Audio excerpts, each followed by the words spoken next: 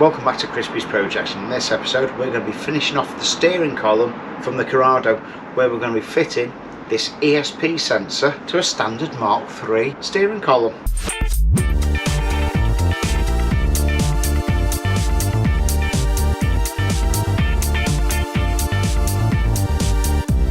So a few people messaged me after the last episode to go, Chris, what the hell are you doing? I have no idea what you've just done, why you've done it, and what you're going to achieve.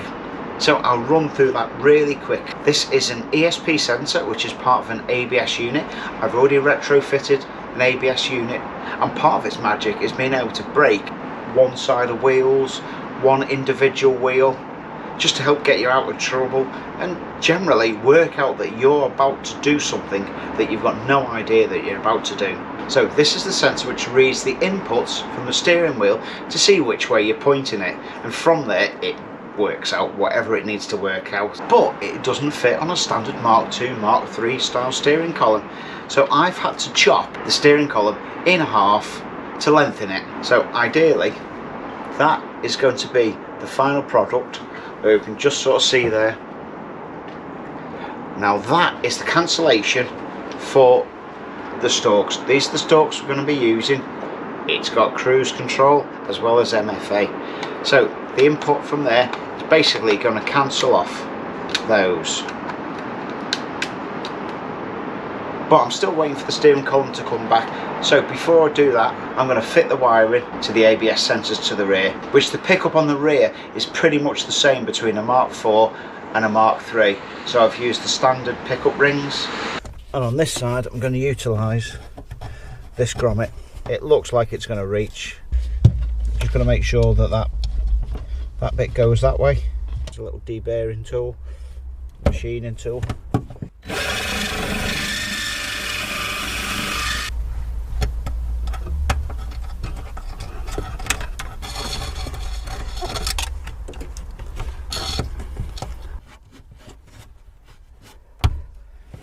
That's a really tight, that's a good fitting grommet. So I'll run all that wiring across there and plug it into the ABS control module. And look what I've got back. That's the centre bit of the steering column, being extended, on my case, 21mm. Now, we've chopped it, made a sleeve, so give it a really good TIG weld round. You can really see the heat and the colour that's got in there. So that is very, very secure. Back together. So there's your bottom bearing, but mine was alright.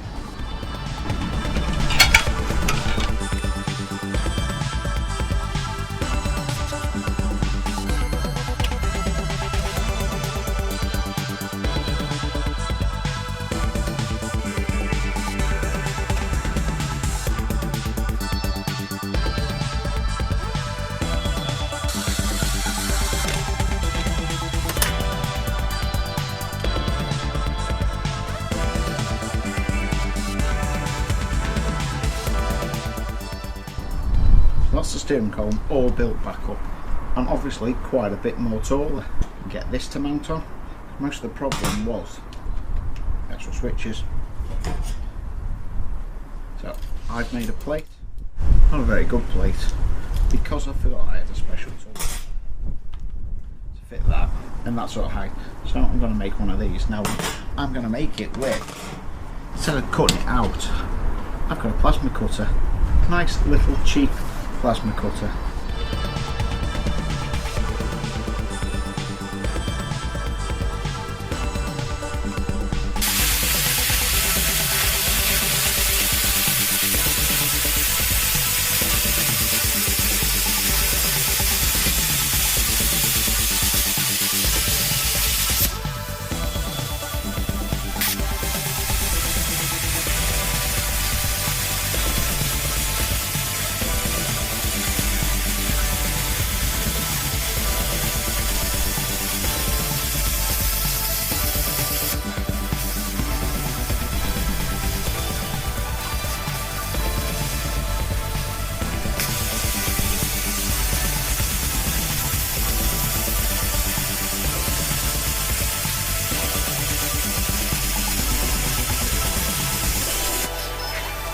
I tell you, that doesn't look too bad, does it? needs a little bit of tidying up around there. Probably not got the settings high enough. That's alright, I'm quite happy with that.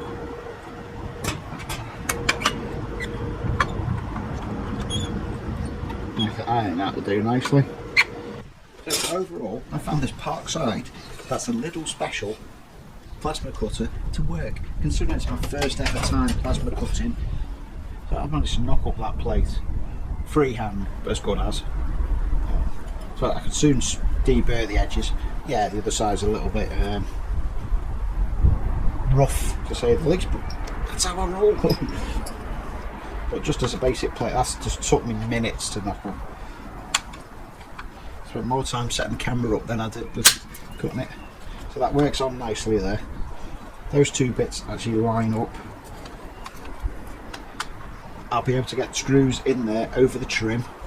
And that's going to be very secure. All I've got to do is weld on two little bits. That's right here. Fit the plate. Get your measurements right. Just tack on a couple of little bits. And that's as good as done. Well, there's the bracket I've made. It doesn't look too bad considering I haven't got any engineering skills, fabrication skills, just a lot of hope and no glory. So it's sort of raised up 15mm, I think it was. Yeah, 15mm in height to move the ESP sensor away from the stalks, because that was more or less how much, well, it was 12mm was the bit that it was starting to hit when you're trying to use the flashes. That's the amount of travel on there. That's not finished as it is, but as a steel construction, I'm going to be able to fit it. Once I know everything's all working, everything's all aligned, all happy, I can then start thinking about covering it. You know, if that was a motorsport part, that would be finished, wouldn't it? Black paint on it, and we're done. We've got 3 screws, so that secures it to that. Remember, this ESP sensor, which is a steering angle sensor, normally only holds on by the plastic and 2 little screws and its locators. So there's no real structural strength in there, and that's able to turn freely to be fairly square. It's got a little bit of play either side, because they know when they manufacture all these things that there's a certain amount of tolerance. So remember to share this with anyone that's into Corrados or into diesels.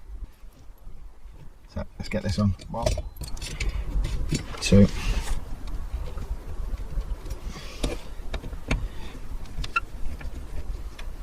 So it extends out further. The bottom half is completely unchanged of the steering column. It's only that bit that has been brought forward to accommodate this and my little spacing. So this was all done by a specialist engineering company, and I'm going to really bang on about that again. A specialist engineering company knows what they're doing.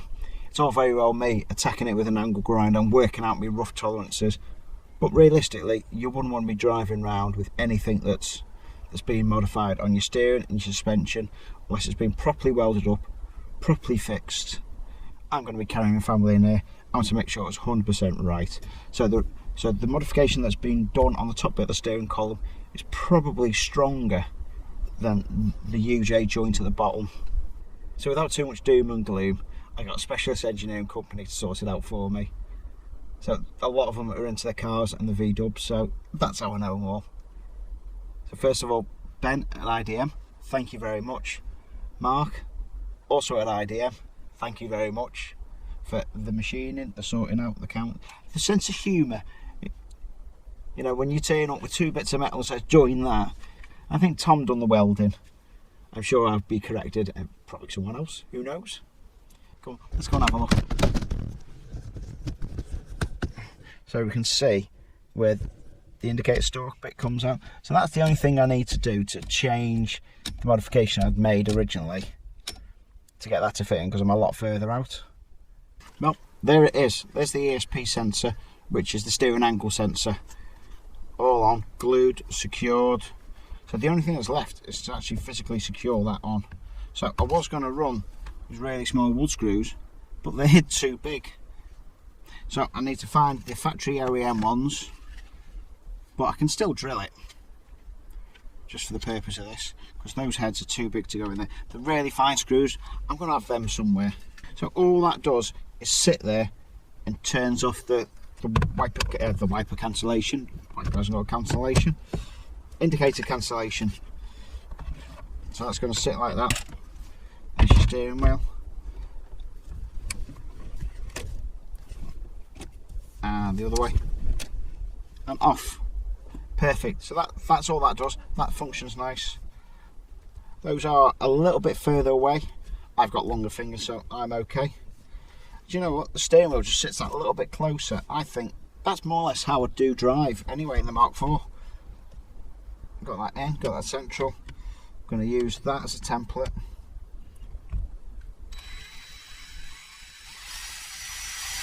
Mark.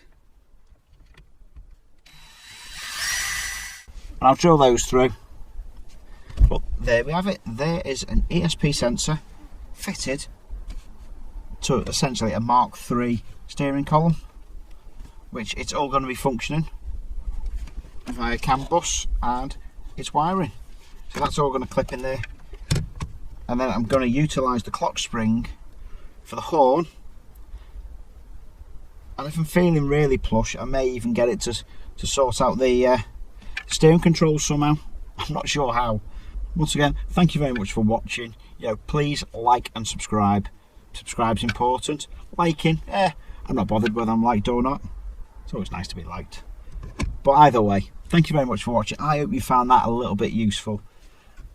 And it's one more job off the list on this immense project. This is probably going to be one of the bigger builds of modifications I'm going to do for a while. Need to say much more. And once again, big thanks to Ben and Mark at IDM Engineering. They've just been absolute stars as per normal.